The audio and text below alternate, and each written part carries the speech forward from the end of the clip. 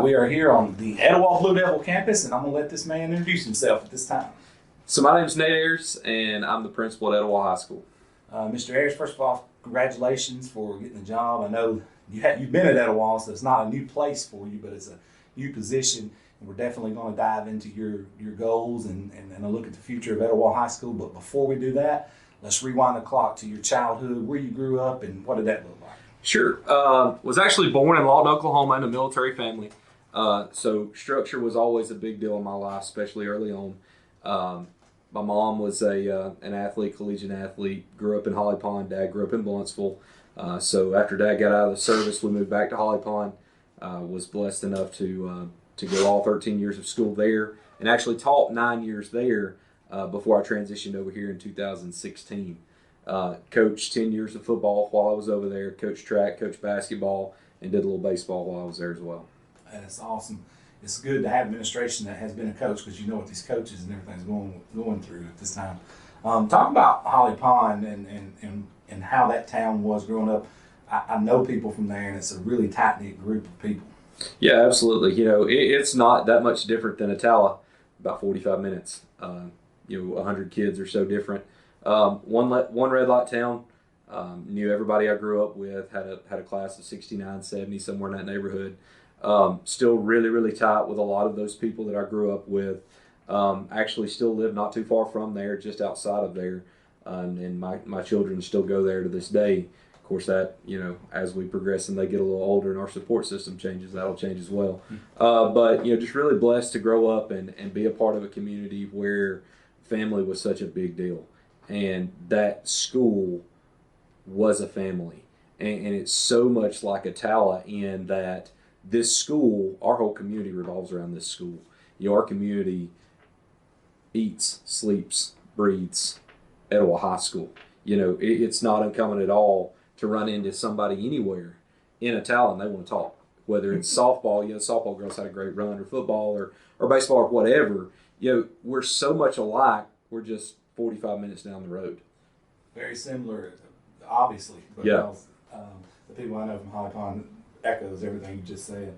Another thing you touched on, having a parent that was both collegiate athlete and then one in the military. Talk about the discipline and kind of how they demanded excellence from you from an early age. Yeah, I really think that probably my mom more than my dad, and she recently just passed away of cancer, really athletically put a foundation in me that has been with me to this day. Even through grad school and holding down a job with 2 kids and marriage on its own is tough, but then you add the pressures of administration and all the other things that go along with it, and that's been the foundation that she gave me has really made a huge difference. But it was always somebody somewhere's outworking you, and what are you doing today to offset that? And Coach Locke and I just had that conversation just a minute ago. It can't be good enough to have a good summer anymore. It can't be good enough to have a good practice anymore to be competitive. And not competitive in sports, I'm just talking about in life. Somebody somewhere is doing something extra that we're not doing right now, and we have to do that. And that needs to be something that we thrive to do every single day, every kid in every classroom in our school. And I know we've talked a lot about sports, and we will talk more about sports, but that has got to bleed over into our classrooms, and it does. And that's one thing that our teachers do a great job of at our school, and that's pushing excellence. It's not okay to be average. You need to be the best version of yourself every day you come to our school in order for you to be successful. Because at the end of the day, our kids are not competing against kids from Etowah. Our kids are going to have job opportunities everywhere in the world, everywhere.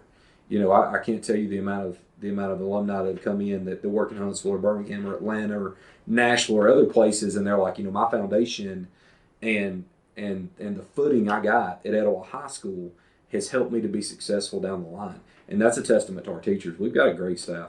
I'm just so blessed to be able to be in this chair and work with these people.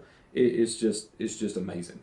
I grew up and went to Etowah High School myself, and to this day, Miss Tinsley, you may not even know who Miss Tinsley is, but she's the greatest teacher I ever had. She pretty much demanded excellence, and you can ask the vast majority of people my age, and they will tell you about Aileen Tinsley was a great teacher.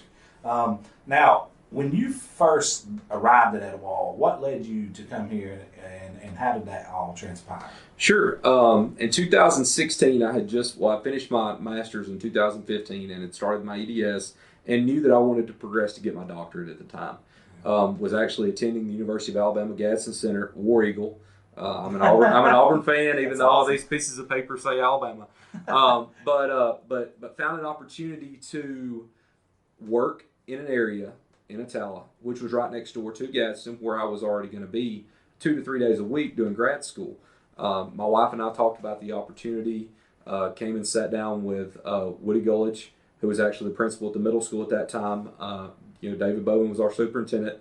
Kind of tongue-in-cheek, I'll never forget the first day I met David Bowman. I go into his office, and Mr. Gullidge said, I would like to offer you the assistant principal job at the middle school. And Mr. Bowman said, you want to coach defense?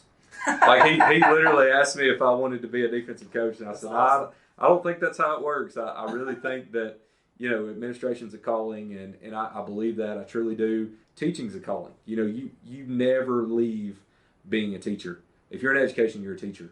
Just because you have something else in front of your name doesn't mean you're not a teacher. Because at the end of the day, teachers are what drive this school and what drive our community, what drive our country. And people are starting to realize that, and it will become more evident over the next couple years because of the learning loss that has taken place with kids just not being in school. So I was able to progress through the middle school. I finished my doctorate 2 years ago as the assistant principal at the middle school. I moved up here this past year. Was really, really blessed to have an opportunity to come in and work with Dr. Hall and our staff here, and we had some great success in the classroom, outside of the classroom. We've got one student right now that actually got one of a handful of rural health scholarships. We have a junior rising senior that's at the University of Alabama right now, Nia Jones, and this is actually her last week, and she will come back to us having taken 4 college classes completely free. That's amazing. So it's just the things that are going on here are awesome, and I'm just so blessed to be a part of it. Now, and you mentioned Dr. Hall. What are some of the things that you learned as watching Dr. Hall in that role before you?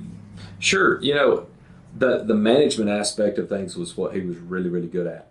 Of course, his background was in the business world and handling that side of things in a different way.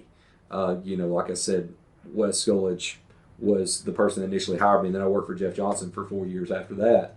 And everybody in education is different. And I learned a long time ago as a teacher and a coach growing up that no teacher, no coach is their own person. You have to steal ideas. Everybody's a patchwork quilt. Everybody's grandma has made that patchwork quilt that's got pieces of stuff from everywhere. And in order to be successful, and in order for you to become you, I can never be Steve Hall. I can never be Jeff Johnson. I can never be Wes Gullidge. I have to be myself. And that's another thing he really drove home throughout conversations, difficult conversations through COVID and through transitioning to remote and blended and all these other things that nobody knew about. We were all learning these things together, and he really drove home the fact that, hey, just because I'm doing it this way doesn't mean it's going to work for you. And he was actually in my office just an hour or so ago, and we were talking about some other odd and end things, because obviously this is my first principal position, and there's going to be questions that I have. And having him along with Mr. Colgrove in the central office has just been an absolute blessing, because I can make those phone calls and have these real conversations with 2 guys that'll be honest. You never, ever have to doubt where you're at with Jeff Colgrove. You're going to know exactly what's going on and where he feels like you are and where he feels like you should be as far as the school is concerned. So to me, that's unique. We're in a really, really tight-knit place, and we have leadership in our community that places that are really, really big don't have. So to be able to have those conversations with those 2 gentlemen is a really big deal. And those 2 gentlemen you mentioned, I agree. You definitely know who you are with those 2 guys. And Dr. Hall did our video last year that got shared everywhere.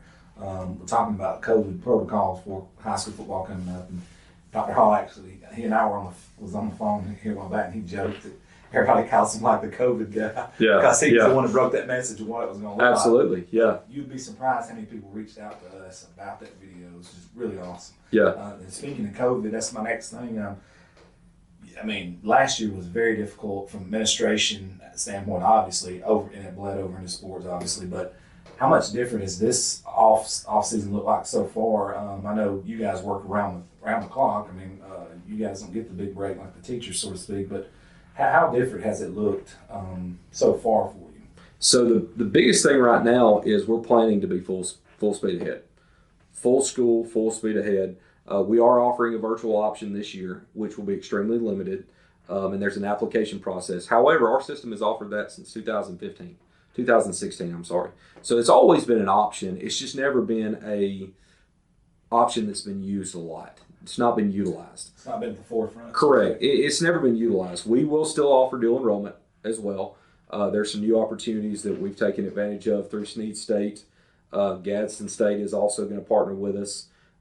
Actually working with Jacksonville State to partner with our child care department, Miss Katie Bowman. So we have 3 different dual enrollment opportunities through 3 different universities or colleges and universities, and those are new things this year that we're implementing.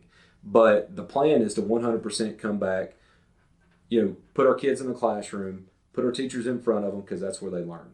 I do understand there's hesitation. I've had conversations with parents this week about still having some hesitation because COVID is still around. It's not going to go away. Different opinions on different things. Everybody has their agenda, right? But it's not going away. But we have a good plan. We do have a plan in place, and we're going to go full bore. And I cannot wait to see fall sports kick off and see that stadium full, and to see our volleyball gym full, and to see our kids have an opportunity to get a true high school experience. It was really hard for me last year, especially in basketball season, to go to a basketball game and see our kids play hard, and they just didn't get that experience. Part of high school athletics is hearing the crowd, feeling the crowd, getting to see how that momentum changes based on your crowd, and we didn't have that. I feel like football ended up kind of looking like normal football towards the playoffs, but there were still restrictions and there were still things that bound our hands. And, I really hope that those are lifted this year. I think we'll have more of a better picture in July when we all go down to the Athletic Association conference. We've been told, I got to talk to Mr. Briggs right before he got named. Congratulations on that, by the way. Alvin's a great guy. Will do a great job. But I had a conversation with him, and we were having conversations about COVID protocol with our Lipscomb game. We're traveling to Nashville week 8, I believe, this year. And I said, our COVID protocols were different than Tennessee's, and our administration and Lipscomb's administration was talking about what that would look like, because like the sidelines in Tennessee were not extended; they were just made deeper. So my question to Alvin at that point in time was, are we going to run into issues because we're not following our restrictions here? And it was, without obviously saying it, it was, hey, I don't think we're going to have to worry about that. I think we'll be okay. Well, for those who don't know, you guys are actually going to be playing Trent Dilfer's team. Is that correct? Yes. Yeah. Kind of a unique way that fell into place. We have a local FCA contact that had an FCA contact up there that knew that Coach Dilfer's team was looking for a game week 8. And we really felt like as a football team, we really felt like it was better for us to have a game late. It really hamstrung us a little bit last year. Did allow us to get healthy a little bit before the playoffs. Yes, I think that helped us in the run that we were able to make. But you lose valuable reps against people that are not wearing the same color uniform, which is a huge deal. So Coach Locke came and sat down in my office, and he's like, "Hey, I got something crazy, but I need you to hear me out before you say no." and he said, "What do you think about going to Nashville?" And I was like, "Well, Nashville's beautiful, but I go up there all the time. But what do you mean? What do I think about going to Nashville?" He's like, "I want to play." And I said, "Okay." So I've got some buddies that I grew up, played high school ball with that actually coach in Tennessee, and one that's actually in the same conference as Coach Dilfer. So I was able to reach out and kind of talk a little bit about Lipscomb Academy to other coaches just to kind of see what they were to make sure that it was a good fit. Because you don't ever want to have a game that late in the year that's just not a good fit for us. Especially to make a trip. After talking to Coach Locke and him and Coach Dilfer, he talked about some things. Just the experience for our kids, for our band kids, for our cheerleaders, for our fans. They're going to have a pregame concert. 2 years ago, Sheryl Crow opened up for them. Yeah. So if you get an opportunity to go to Nashville, watch that game. It'll be a lot of fun. Our kids are excited about it. Like I said, it's going to give a lot of our kids an opportunity to see something different. To get outside of our normal footprint and to see what it looks like. It's a beautiful campus. It's actually a offshoot of Lipscomb University. So the high school is actually connected to the university with their athletic facilities about 2 blocks away. So they're really tied into each other, and it's a beautiful campus. That's unique, and knowing the good people of Etowah, that the visiting sideline will probably be packed. Yeah. I know Etowah like I think I know Etowah. Yeah. I don't think that's going to be an issue. I remember when I was in school at Fort Walton, we went down there and it was packed with Etowah people. And Yeah. Like, where did all these people come from? Yeah. All the way in Fort Walton. That brings me to my next point. The tradition here at Etowah in football is it's like no other. I mean, it's a rich tradition, and everybody expects to win every week, and it's always been like that. I grew up across the street in Bradley Apartments, and I remember the time I was a kid, it was like that. Talk about that. Just when you got here, I didn't know if you were familiar with that or how you've kind of embraced that. Yeah, growing up and coaching at a school where we worked really, really hard to try to get to 500. That was a big deal. If we could consistently be at 500 and get in the playoffs, that was a big deal. To where I come here, and even as a middle school administrator, we were heavily involved in traveling to games and such because we love football. I love all sports. Don't get me wrong, and I'm still very, very involved, especially in the spring. But like you said, the expectations are just astronomical, and to a point where it's almost unfair, because the expectations of our kids, but our kids embrace that. Our kids really thrive on being that group that keeps the streak alive. I've never been at a place, and you can look at a lot of schools, and outside of, Thompson being probably the only one, how many schools have went 4 years and not lost a region game? Very few. The last region game we lost, Bo Nix was a sophomore at Scottsboro High School. I was at that game. Yeah, and they were number 1 in the state, and we were number 2 in the state. And Dalton signed with Arkansas, and Bo signed with Auburn, and it was just an unbelievable atmosphere for our kids to play in. And our kids show out. They show up and they show out. They rise to that. A perfect example of that was us going to Haleyville this year. Probably the most hostile on the field environment I've ever seen, ever been a part of. Just back and forth, our kids handled themselves just great. I mean, it was a thing of beauty, and like you were talking about travel, we were packed. Standing room only, and we're in Haleyville, and I'm like, how do you got to want to be in Haleyville? You don't just stumble upon it. Right. And from here, that's a long way, and just the way that our kids handled themselves, I had so much pride after that ball game because there were so many opportunities for our kids to go the other way, and to have a negative label put on them going forward, like other people, right? But Coach Locke and the coaching staff did a great job of game planning that and understanding, hey, it's going to be hostile, and there's going to be things said, and there's going to be late stuff happen, and you're going to have to respond and get back in the huddle. And our kids did that, and with a smile on their face, like they enjoyed that because they knew that the other team was doing that to try to throw them off what they were doing, and it didn't matter. Did not matter, not at all. No. Etowah could schedule Anchorage High School in Alaska, and that's Yeah, and I'll tell you something else that it kind of bled over into. I don't know if you were able to go to any of the softball stuff. Oh my gosh, crazy! Like our crowds at Oxford were unbelievable. Oh yeah. And I know that's not far, but we had a huge crowd on Friday in Montgomery at the regionals. You know, and those kids are putting in work. That's right. And the fact that they're up here every morning at 6:30.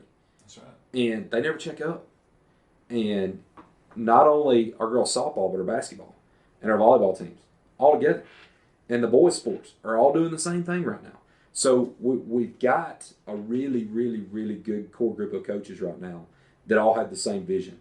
And that means a lot, especially when you're at a spot like we are where the expectations are so high. We don't have coaches that are short-sighted. We have coaches that see the big picture, and that's a really big deal. What are some of the changes in the coaching staffs? Head coaches, obviously, and maybe some coordinators and things, not just football, but since you've been here that people would see in this video would like to know. Sure. We recently hired Blake Bone as our baseball coach. Coach Bone comes in with a ton of experience, understands the expectations of baseball in Etowah. Baseball in Etowah and football in Etowah are the same. Yep. As far as the expectations go, they're the same. Had a youth camp, has been running a middle school play dates, so our kids get some extra opportunities in. Has just been awesome. Come in, hit the ground running. What can I do to help? What can we do to make Etowah High School better? Just a blessing to see that. Coach Locke, his first year last year, for him to come in and to be able to, along with the coaching staff, guide our group. Who, yes, we did have some guys that could play, 100%, but we were healthy. We made decisions in spots that helped us get there. So all of those are things that were extremely important. On the girls' side, as far as new hires, we hired Ryan McCoy as our girls' basketball coach. Jim Bogle is doing the track team now. So we are in a spot where, like I said, all those men and women are working well together. Kim Jones is going to work hard regardless. Doesn't matter who's there. Mallory Monroe is going to work hard regardless. Doesn't matter whoever's going to be there. She was in her first year last year as the volleyball coach, and the leaps and bounds that we made in the volleyball program. It's all about being better game whatever than you are game zero, right? And our freshman kids that come into our hallways have to be better humans when they graduate than they were when they came, right? And that's our job as educators. Yeah, absolutely, they need to do well on their ACT. Absolutely, they're going to graduate with a high school diploma that means something. It's not just a piece of paper. But at the end of the day, our kids have got to be well-rounded. And our kids are going to go globally, like we talked about, and they're going to compete with other people for those jobs. And it's all going to be because they got that foundation here. That's right.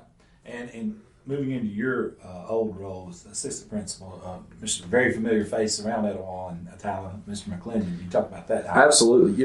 What an awesome opportunity to be able to hire somebody from Etowah. Coach McClendon has been around. I want to say he was an 04 graduate.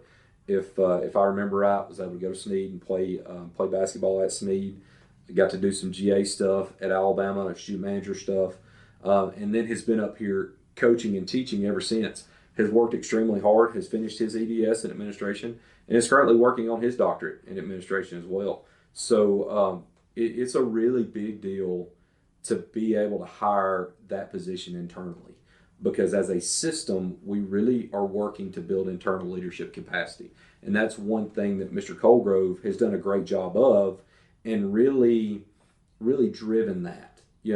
We've had people that have come to myself or Dr. Hall or Mr. Colgrove or Mr. Johnson, and they're hungry, they want that, and they've asked, what do we need to do to make that happen? And Mr. McClendon was one of those, and he did a great job this year helping out with prom. We had the outdoor prom planned. Of course, it got washed out. Just like everything else in COVID, everything changes. But he played a huge role in graduation too. We've moved graduation to the football field. So yeah, it's a great deal to be able to hire somebody that has the ties in our community that Mr. McClendon does, and he wants to be a Blue Devil. That's right. He's a Blue Devil. That's right. And that means something. Absolutely. And being from the outside coming in, that was tough to start with, for people to see that This guy's from outside. What's he doing here? Why is he here? What's his agenda? This, that, and the other. Well, I'm a Blue Devil. I want to be at Etowah High School. And I didn't have that question with Coach McClendon. During our interview process, of course, he did a great job. But, yeah, there was no doubt that he's a Blue Devil. That's it. Having somebody like that on board, that's huge. That's a big deal. And for yourself, short-term goals, some of the things you want to get done immediately here, and then we're going to talk about some long-term goals here today. Well, immediately, I want every kid back. I want every single kid back. Obviously, ACT score is something that the outside world looks at. Obviously, that's something that I want to improve, right? And if you ever get to a point where you can't improve, then you're not in the right business because we're constantly changing. The finish line's always moving. I want our kids to be successful. I want them to define what success is. As a whole, our school has done a really, really good job of doing that. And then having tough conversations with students when, maybe their version of success is not what it needs to be. Maybe they could be more, and they're just not seeing that. And our teachers, throughout conversations and throughout classroom observations over the past year, have really molded that and really driven that vision. Like I said, we have three different colleges that have came on board with dual enrollment opportunities for our kids. Jacksonville State coming onto our campus is a huge deal. We have actually had conversations with the University of Alabama about doing some things too. Don't know that that's going to happen right now. I would like for that to happen in the near future, but I would love for our kids to have every opportunity that they want right now. We have students that will be second semester sophomores when they enroll in college. I take a student like, I mentioned Nia Jones or Meg Higgins or some of these other people that Ellie Jones, Shelby Horton, those ladies have really set themselves up academically to have a leg up once they go into college. Why is that a big deal? Well, it's a big deal because mom and dad are not out of pocket on that money when it's time for them to go to college, right?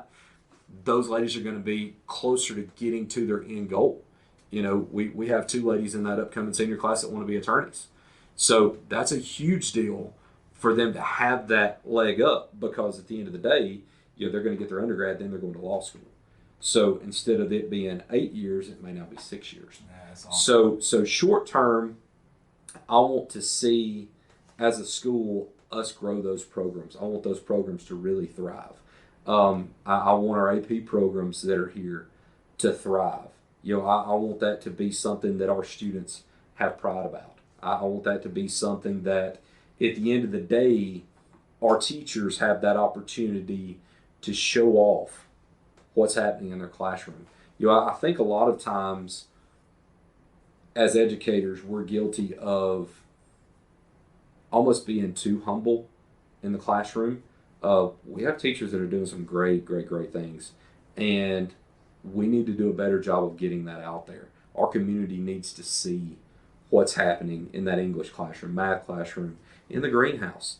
Goodness gracious, look at our greenhouse and the things Coach Ray does. It's unbelievable. We had two students that are now PCA certified in our health science classes. We have kids that are getting their barbering licenses all the time. All of those are things that happen at our school every year. It's amazing. And I have conversations with people and we start talking about it and they're like, wait a second, how many career tech teachers you got in your school? And I'm like, well, we've got a whole hallway plus some. And that's just, it's mind blowing because our kids have those opportunities. And I would really like to see those programs grow and blossom and just see how far they can go. Etowah for years and years the best agriculture. Ag class here was unbelievable. Many careers off that. Yeah. And then in terms of long-term goals, being in other words, another way to word that is, if you look back at your tenure here, just say 20 years from now, and this happened, then you're going to know you're successful. I think at the end of the day, as a school, we want our kids to go out and be successful, and we want our kids to define success.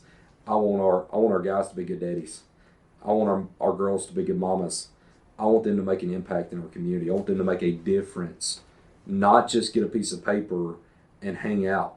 I want our kids to have an opportunity to come back to Etowah and grow Etowah and build onto the foundation that's here. Correct. You know, it is such a beautiful area. I mean, it's awesome. And the potential for growth is through the roof. And we have those kids in our school right now that could do that could really take our whole area to another level. You know, you look at some of the kids that have graduated in the past few years and the things that they're doing, our kids can do that. So I think when we look back 20 years from now, I want those two things to happen. I want good mamas and good daddies. And if they choose not to have kids or choose not to get married, that's fine. I want them to be good people. I want them to walk into their career, not their job. I want them to have a career.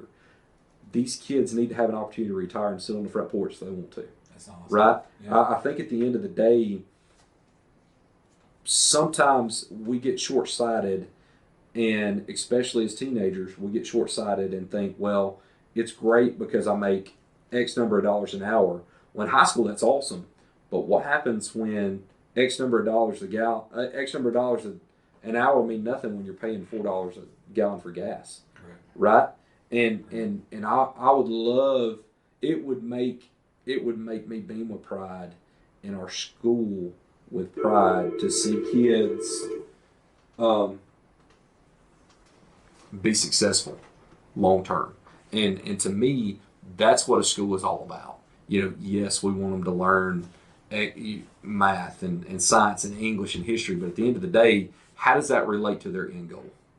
Why do we need to know that we're taking the pre-ACT? What does that have anything to do with me being an HVAC person? You know, perfect example. There was an English class and a freshman boy in an English class last year. They were discussing public speaking, and he said, "I want to be an HVAC. Why do I need to know public speaking?" And our teacher said, "Well, have you ever had a conversation with an HVAC guy?" "Well, yeah, absolutely. Were you able to talk to him?" "Well, of course." "Did he relay what's wrong with your system?" "Well, yes." All of that is public speaking. Correct. So our students need to know what we're doing on an everyday basis impacts what they're doing down the line. So success long term is that. Us achieving that goal and never being complacent. I don't want us to ever get to a spot where we think, you know, we're doing some good things, which we are, but we can't get better. You know, as a school, we can always get better. As people, we can always get better. You know, like I said earlier, somebody somewhere out there is doing something that can make a difference for our kids, and we got to figure out what that is, and we need to do it. Absolutely. Or we need to work to build to that, because at the end of the day, we are limited in certain ways because of our size, but it also allows us to do really, really, really big things as far as educational change because we're so small. Yeah, because you get your hands on more students than just big mass classroom or one-on-one teaching. Absolutely. Definitely makes sense.